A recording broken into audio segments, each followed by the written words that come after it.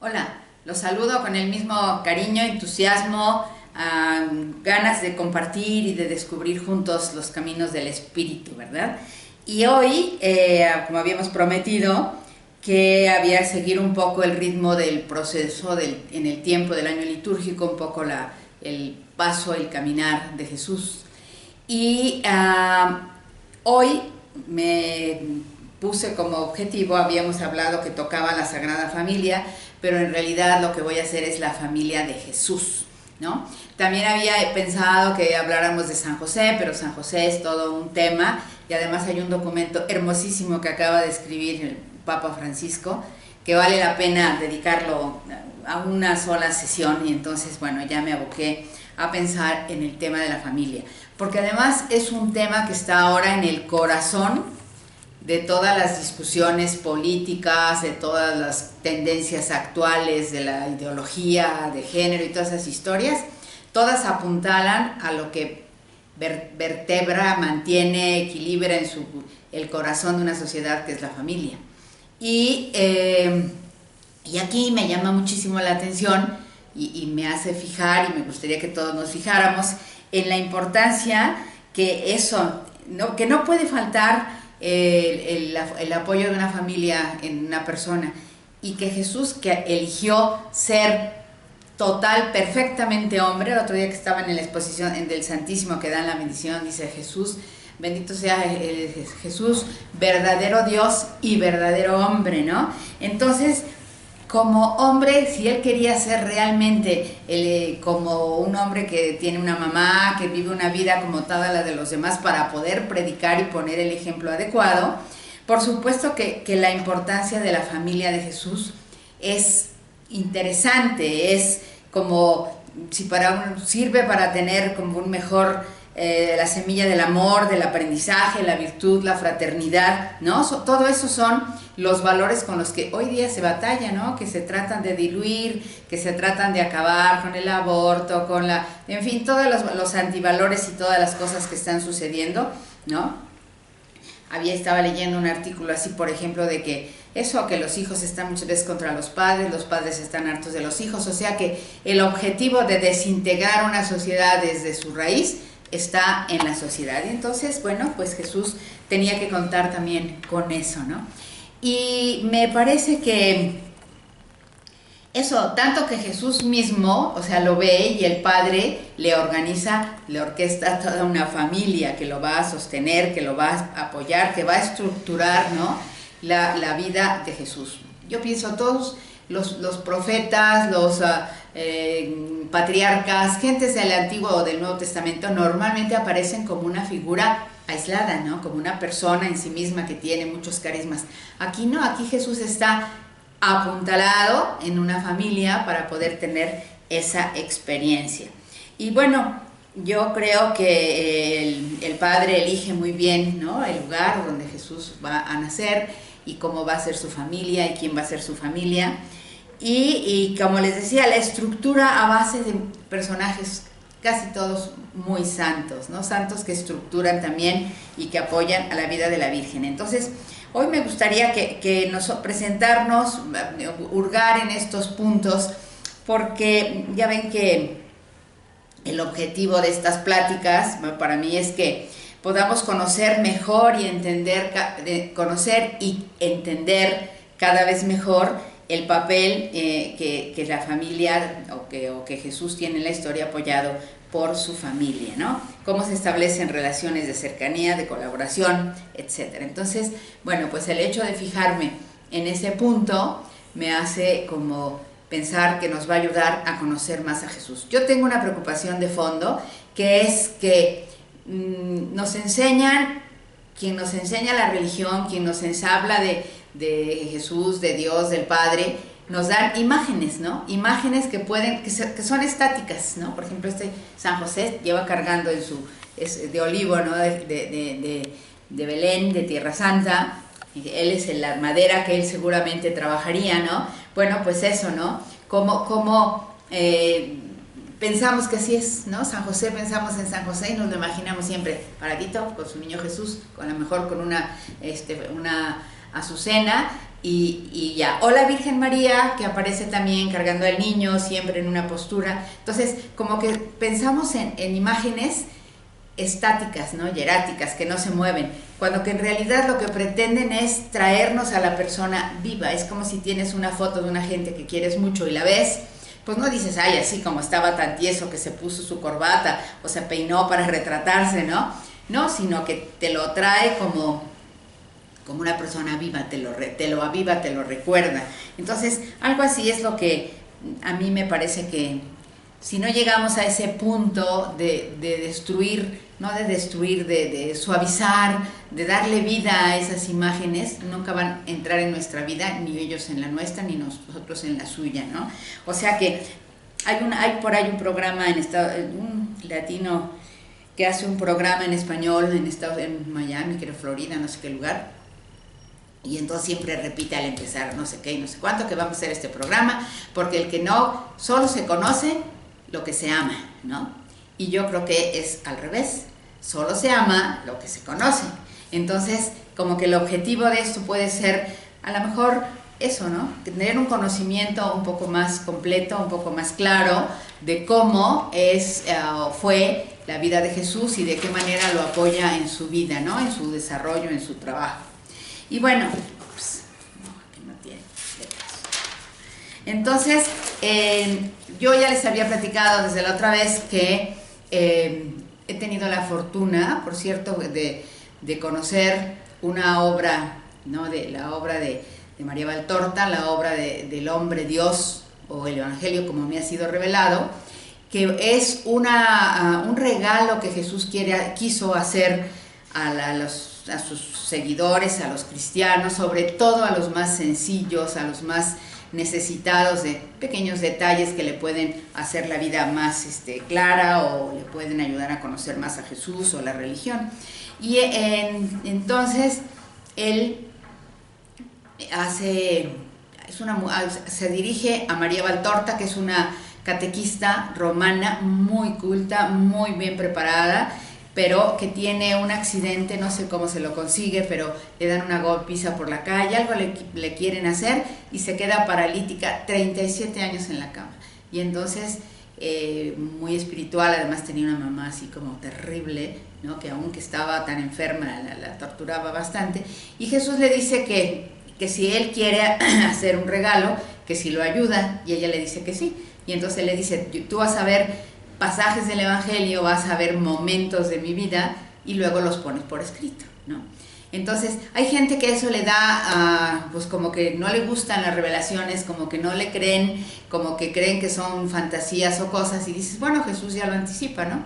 Hay gente que no lo va a creer, hay gentes muy soberbias o creen que son muy exquisitas en elegir lo que creen y lo que no, y se lo pierden. Pero háganse de cuenta, yo digo, si nosotros, por ejemplo, hacemos un video, ¿no? Y dentro de 10 años lo vemos, ay, mira, este fue el momento, este es fulanito, este es perenganito, esto hicimos, esto caminó, esto dijo.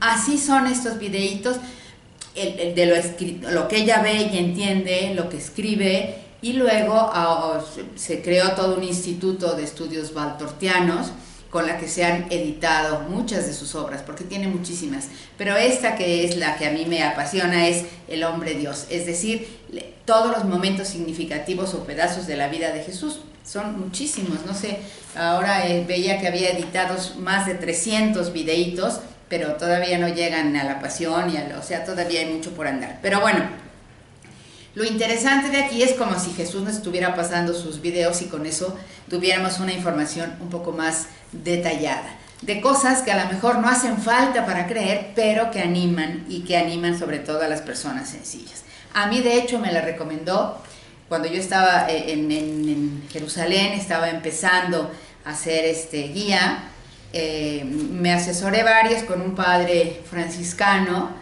que era el director de la casa de franciscano, que hoy es obispo de Matamoros o algo así, un franciscano, una gente excelente. Él me lo recomendó, por él conozco los libros, o sea, es una persona, es obispo, que tiene toda la formación y que está en un lugar y que él me dijo para que puedas identificar mejor los lugares, que a mí me ha hecho mucho bien y a ti te lo va a hacer, y por eso lo tengo. Entonces es una colección muy larga, en español creo que son 13 libros de paperback, en italiano son creo que 5 grandes tomos, y los argentinos se han tomado el cuidado, el trabajo de ir y haciendo los videos muy interesantes. Ustedes busquen en su YouTube a María Valtorta y van a encontrar muchas cosas, pero esto se llama María Radio, ¿cómo es? Radioteatro María Valtorta y el capítulo tal. Ahí buscan, ahí van a encontrar muchas cosas más de las que yo les pueda decir. Pero bueno, lo importante es que a mí me parece maravilloso que tengamos información tan detalladita, ¿no? Por ejemplo, ¿cómo nace, por ejemplo, la Virgen, ¿no? ¿Cómo se da el nacimiento de la Virgen? ¿Cómo se da, cuál es la manera como la Virgen se educa? ¿Qué hace en su infancia? ¿De qué habla? En fin, una serie de detalles fantásticos, y yo hoy me voy a fijar en algunos, que son, ya habíamos hablado cosas de la Sagrada Familia un poco, ya habíamos hablado de la Navidad, la infancia de Jesús, Jesús en Egipto, la familia, y ahora me gustaría retomar basándose un poco, ni siquiera creo que lo voy a comentar mucho, pero sí vamos a poner aquí con el video los enlaces que corresponden a la descripción de algunos personajes que son muy interesantes, ¿no? Entonces, bueno, ¿qué es lo que sí es importante? Bueno, pues la familia, ¿no? Vamos a ver un poco como quiénes son las personas con las que Jesús va a estar relacionado y que van a sustentar su presencia en el mundo y como su árbol genealógico. Por supuesto que la primera de todas pues es la Santísima Virgen, ¿no?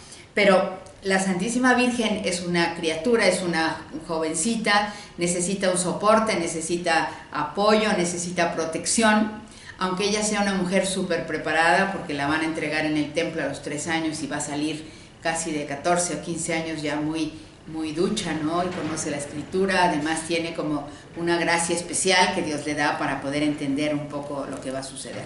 Bueno, entonces, la Virgen es la primera. ¿Y quiénes son los parientes de parte de la Virgen? Los que entran en acción. Pues los primeros que entran en acción son sus papás, los papás de la Virgen María, que son los abuelos del niño Jesús. Un personaje, una mujer y un hombre súper piadosos, siempre confiando en que Dios está con ellos y que lo han servido en todo y que han sido incluso robados. Ellos eran justo de la familia de David y los herederos de la tribu de David, ¿no? Que son los elegidos, los que se supone que tienen que estar al frente. Tenían propiedades con cierto, o sea, su título, pero además como las propiedades y cierta capitalito para poder vivir. Los despojaron de todo a los viejillos, se tuvieron que, tenían una casita, no sé si en Jerusalén, se fueron a vivir a Nazaret, y ahí ellos soportaron un poco las carencias, la pobreza, pero lo que más les dolía era que no tenían hijos, y que ellos, para una mujer israelita, no tener hijos es como un oprobio, porque era como no darse la oportunidad de que el Mesías naciera en su familia.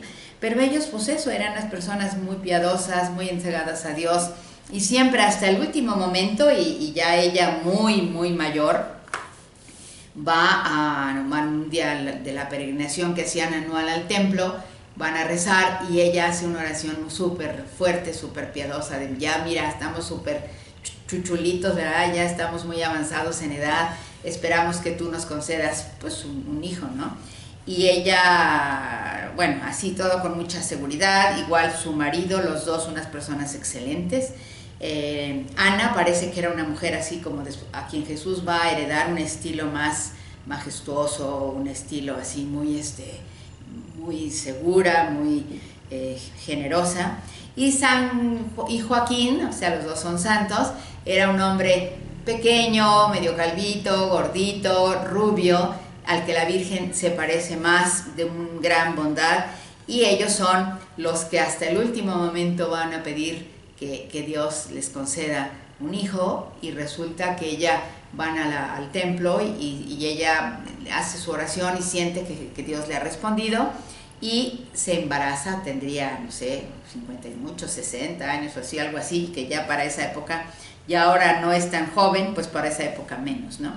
Bueno, entonces esa era la mamá de la Virgen y su papá, ¿no? Y entonces ellos se van a vivir a Nazaret y son súper amorosos, súper tiernos, y cuando nace la niña, bueno, pues parece que hay toda una revolución en Nazaret, había pasado muchas cosechas, no había llovido, y el día que nace la Virgen cae un chubasco y todos se ponen así como muy contentos, muy espirituales, ¿no? Esa Virgen, la Virgen además de sus papás, tiene una parienta importante, una prima, que de la que nos habla el Evangelio, la prima Isabel, que vive en Hebrón, en una región hacia el sur, porque su marido era sacerdote del templo de Jerusalén. Y los sacerdotes del templo, cuando no estaban en servicio dentro de Jerusalén, iban a vivir a sus casas, y entonces ellos vivían en Hebrón. Ellos van a ser los padres de Juan Bautista, Juanito el Bautista, que lo tenemos acá, que va a ser pues contemporáneo de Jesús. Hay una diferencia de 6 meses o algo así, pero son casi de la misma edad y que van a ser primos. Y también los tres, dijéramos que son como los que apuntalan la familia del lado materno, ¿no? Cuando a la Virgen la llevan al templo, cuando ya sale del templo los padres ya no viven, entonces la prima la atiende y María atiende a la prima, que entonces igual que su mamá Ana, ya era muy mayor, y entonces se embaraza de Zacarías, de San Juan. ¿Se acuerdan que el Benedictus que se reza en la oración del breviario, ¿no? Bendito sea el Señor Dios del universo, bueno, donde cuando él tenía que entrar al servicio una vez cada muchas semanas a hacer el servicio, pues el ritual, y entra y un ángel, ya sabemos esa historia, se le aparece a Zacarías, le dice que va a tener un hijo y no le cree, y entonces se queda mudo Zacarías, ¿no? Pero Isabel pues está embarazada y nace el niño, pero para cuando van a hacer el niño, acuérdense que la Virgen los viene a visitar hasta Hebrón, ¿no? Y esos son como sus parientes, vamos a decir, ¿no? Y todos son increíblemente santos. Santa Ana y San Joaquín y Santa Ana, pues las dos, ¿no? Son ya muy santos de altar. Juan Bautista ni se diga, ¿no? Isabel, la prima Isabel y Zacarías, pues no sé si llegan al título de ser Santa Isabel y San Zacarías, pero son personas también muy religiosas, muy apegadas a la vida del templo. Del lado de José, ¿qué pasa?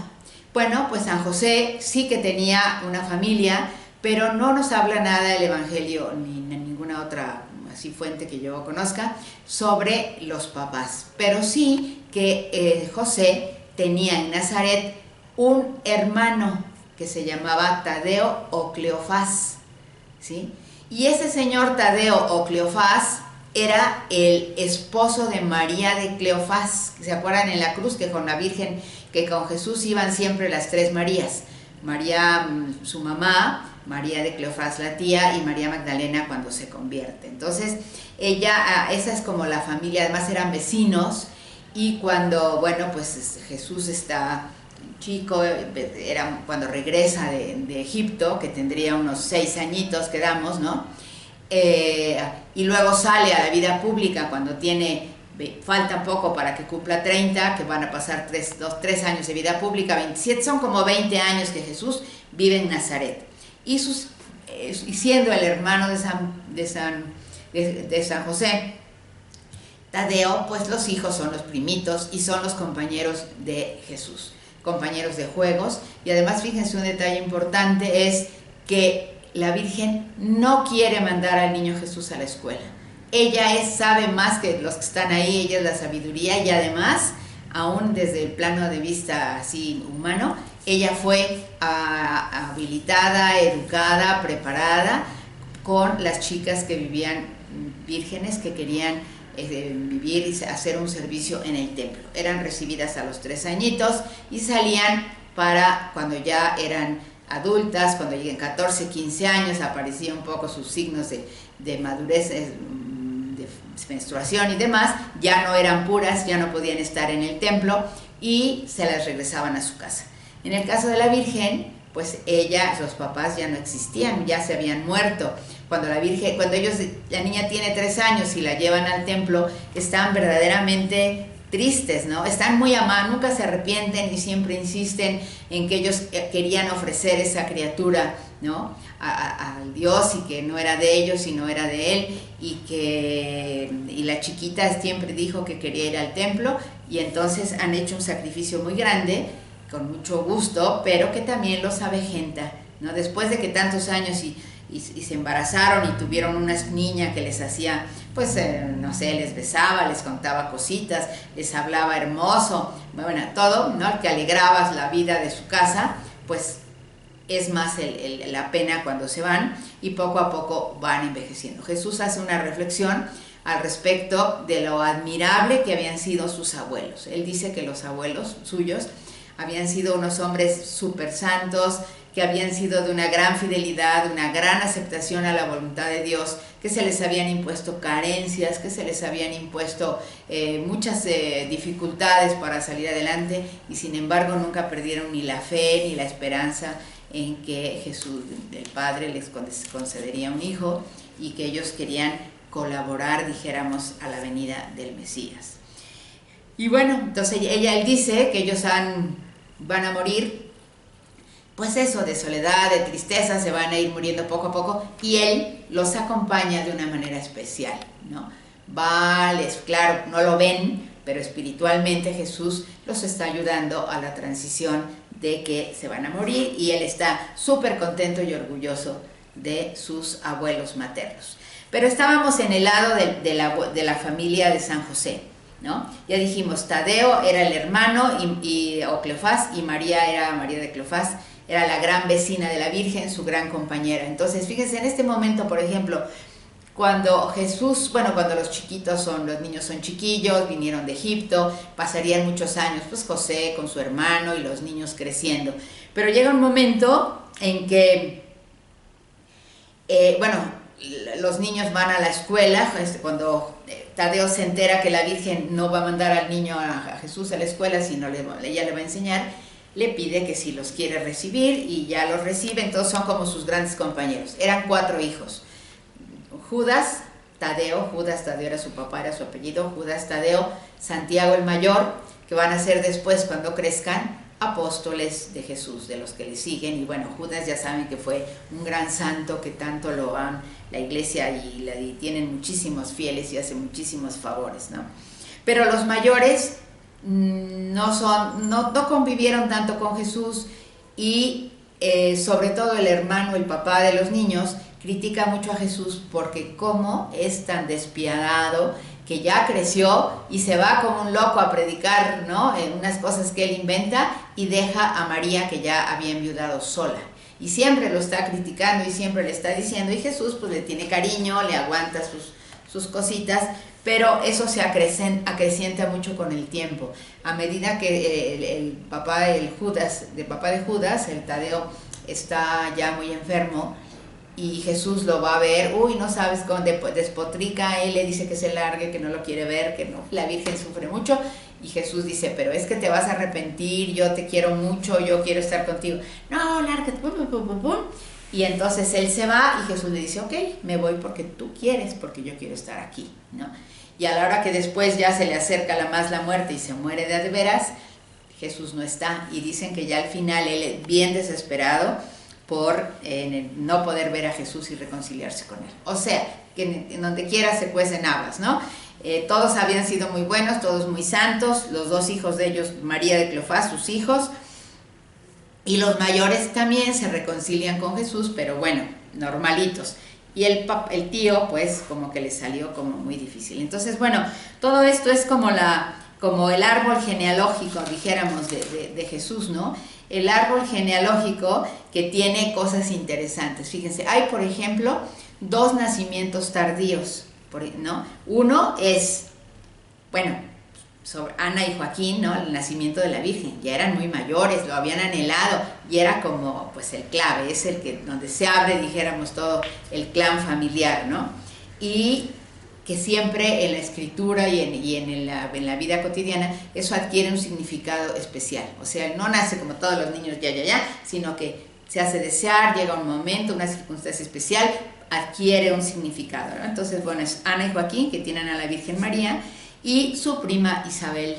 La prima Isabel, que cuando ya sabemos que la Virgen, el ángel le dice que si quiere ser la madre de Jesús, y ella dice que sí, y entonces le dice que su prima está embarazada, que ya era muy mayor, pues va corriendo a verla, ¿no? Y la acompaña, y entonces también ese momento que, por ejemplo, en una de las iglesias de Jerusalén, no de Jerusalén, de Encaren, de la zona de Judea, de las montañas de Judea, donde se supone que vivían los sacerdotes y ahí vivían ellos, está la imagen de que cuando la Virgen y Santa Ana se abrazan, brinca en su pecho, en su vientre, el niño Jesús, ¿no? O sea, como que Juan, que está en el vientre, que va a ser la madre, Isabel, la madre de Juan el Bautista, y Jesús, que están en la barriguita de la Virgen, se encuentran, se emocionan y se saludan, ¿no? Aquí están ya los dos creciditos jugando y haciendo, pues no sé, ya tienen el signo del pastor, ¿no? Y el agua, porque Juan va a ser el que bautiza y preparando la venida de Jesús. Entonces, fíjense, toda esta serie de personas, esta familia tan entrañable, muy querida, con sus bemoles como ya vimos, pero está apoyada sobre la figura de la Virgen y la protección de San José. José es una persona, y ya lo vamos a ver en otro momento, en que cuando la Virgen cumple años, ¿no? Llega a la edad de desarrollar, de empezar a arreglar y demás, y tiene que el sacerdote, el sumo pontífice del templo, él dice: tengo que convocar a todos los varones de la tribu de Judá para que vean quién es el adecuado para desposar a María, que es la única de la tribu de Judá que ya estaba entre las chicas que estaban en el templo, porque había disminuido como el interés o la devoción, ¿no? Y entonces llama a todos, viejos, gordos, pobres, flacos, ricos, de todos, ¿no? Ahí están un montón de señorones en la reunión para decirles que va a venir, María ya va a salir y que necesita casarse con algún varón de Judea y de la tribu de Judá, y entonces que todos traigan una flor, ¿no? Alguna cosa representante. Entonces ahí viene esa historia, que por lo visto es cierta, en el que todos entregan una flor y le ponen su nombre, y el sumo sacerdote guarda esas flores, esas plantas, esas que trajeron ellos simbolizando su deseo de casarse con María, lo guardan y lo abren, no sé, un tiempo después, y todos están secos, menos el de José. Es el único, ¿no? Que sale florido y hermoso y fresco. Esa es una tradición que a veces se cuenta, pero que está basada en la vida real. Y entonces, ¿qué creen? José va y le dice al sumo sacerdote: pero ¿qué me estás pidiendo? ¿Y yo qué voy a hacer con María si yo lo que quiero es ofrecerle al Señor mi deseo de tener hijos, todo? Yo me voy a consagrar, quiero consagrar mi cuerpo y alma al Señor.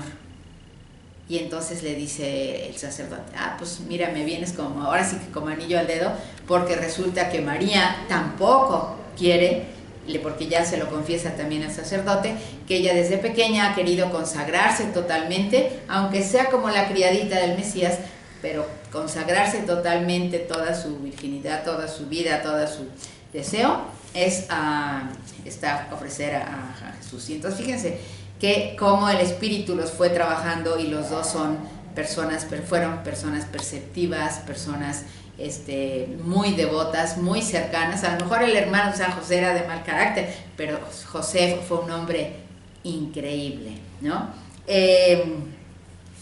Y bueno, todo eso se da en torno a él y en torno a su estilo, ¿no? Porque además, a ver qué les dice. Si no hubiera estado José, ¿a qué hora se va la Virgen al censo? ¿A qué hora la Virgen dice que sí, aunque estuviera José, ¿no? ¿A qué hora se van a Egipto? ¿a qué hora, qué comen, qué hacen en Egipto si San José no trabaja, ¿no? O sea, que si San José se pusiera celoso, enojado, cansado, con poco interés, ¿no? Él va a estar siempre sosteniendo ese pilar que es la Virgen y a Jesús. Y bueno, pues eso no es un ser caído del cielo, sino es una persona que se trabajó a sí misma, ¿no? Para apoyar, para acompañar, para proteger tanto a María como a Jesús, ¿no? A Jesús porque tampoco Jesús había caído del cielo y quiso vivir esa vida natural, como habíamos dicho, completa, desarrollada, y tampoco a María, que a pesar de que se entregaba, pues era una entrega que se hace en un punto que es muy importante y que no quisiera terminar sin tocarlo, pero que también es motivo de otro, tiene que ser motivo de otro video. Es, fíjense, todas las cosas, muchas de las cosas que pasan aquí, pasan en o alrededor del templo de Jerusalén, que es el único templo que podían tener, un solo lugar donde se supone que estaba el Arca de la Alianza guardando las tablas de la Alianza, y que por eso pues nomás había uno, ¿no? Entonces, ¿qué sucede? Sucede que como ellos eran una familia, todos muy piadosos, cumplían perfectamente los preceptos del templo. Entonces, en este tiempo, desde que vimos la última vez hasta ahora, ¿no? Desde que se acaba la época de Navidad y que se levanta el niño a los 2 años o así, y que vienen de Egipto, ¿no? Muchas cosas van a pasar en el templo, ¿no? Por ejemplo, te había que llevar al niño a los 40 días a que se purificara a su mamá y el niño fuera aceptado como entregado, consagrado a Dios, ¿no? Lo hace lo hace Jesús, lo lleva a San José y a Jesús y a la Virgen, lo hace Isabel, ¿no? Después hacen una consagración a los 3 años, a la niña la entregan en el templo. Zacarías era sacerdote del templo, era guardián del templo. María es entregada al templo a los 3 añitos para empezar a hacer pues todo lo que hacen las mujeres que platicábamos, las niñas, las jóvenes. Y también el sacerdote en el templo convoca a todos los candidatos a su matrimonio. O sea, ellos, no es una cosa extraordinaria, es la vida de un israelita que era fervoroso, y todos lo cumplen con muchísimo fervor. Entonces, bueno, pues no es de extrañar que Jesús pueda ser como un buen israelita también, y que, bueno, además era Dios y era devoto y hacía juegos sobre la historia que la Virgen le había contado, ¿no? Entonces, todas esas cosas pasan entre que Jesús, bueno, entre que regresan de Egipto, ya dijimos, de 6 añitos hacia los 20 y tantos años que va a tener antes de irse, y pasan muchas cosas y todas van haciéndose conforme a los rituales, ¿no? O sea, los padres de la Virgen ya habían muerto, por ejemplo. La Virgen sale de ahí y ya se tiene que casar, ¿y con quién la casan? Y luego, ¿qué padres la van a recibir? No, pues bueno, están Isabel y su prima, pero José es un hombre que tiene todas las cualidades de edad, porque además debe haber tenido que ser unos 28 o 30 añitos, a lo mejor cuando mucho, ¿no? Y la Virgen 14, pues en esa época parecería que ya era un viejo, en esta época parecería que es muy moderna, ¿no? Entonces, bueno, cuando Jesús por otro lado, San José pues se va a morir también pronto, vamos a decir relativamente pronto. ¿Por qué? Porque así lo designa el Todopoderoso, pero también en parte porque si Tadeo ya fastidiaba a la Virgen porque Jesús andaba y lo dejaba como loco, o sea, iba como a ser de alguna manera más complicado finalmente la vida de la Virgen y de Jesús, ¿no?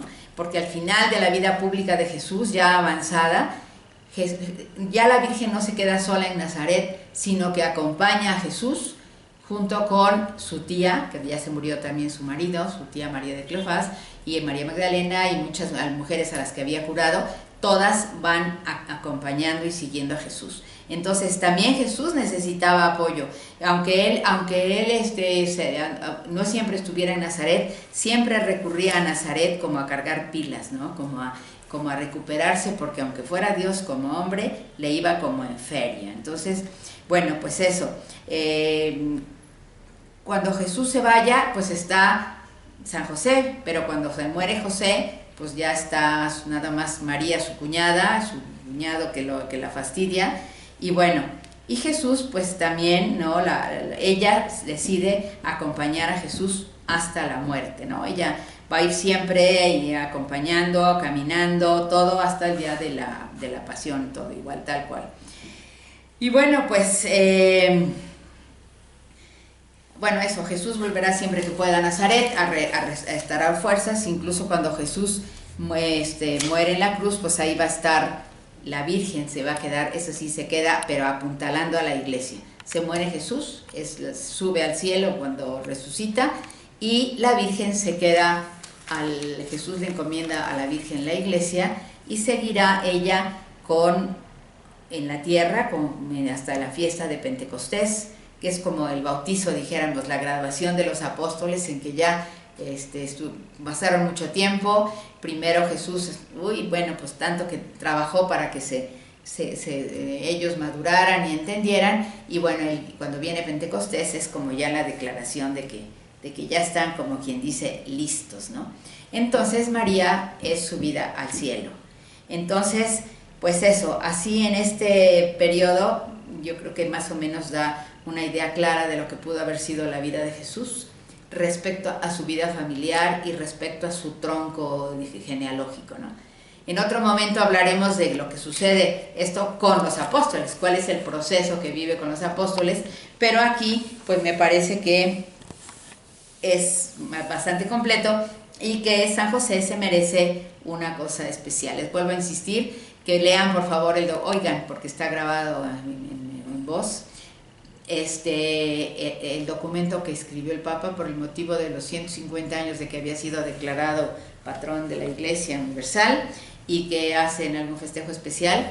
Está en los documentos del Vaticano, también vamos a poner ahí, ¿no? Ya les había dicho. Léanlo, está tan súper completo, profundo, escrito con muy bien pensado. Entonces, pues quizá en un futuro no muy lejano volvamos a recoger ese documento y a analizarlo desde solo eso, ¿no? Pues muchas gracias, me da mucho gusto estar con ustedes. Espero que este recorrido genealógico de la vida de Jesús pues nos anime a sentirnos más en familia, más cerca, ¿no? Entender mejor que si Judas Tadeo era apóstol, que si de Santiago el Mayor también, que se va a quedar al frente de la iglesia, en fin, detalles que muchas veces o a veces nos preguntamos y no tenemos una respuesta en el Evangelio, porque a lo mejor no eran datos muy importantes, pero que sí nos ayudan a conocer y por lo tanto amar más a Jesús. Muchas gracias, que Dios los bendiga y nos veremos para la próxima ocasión.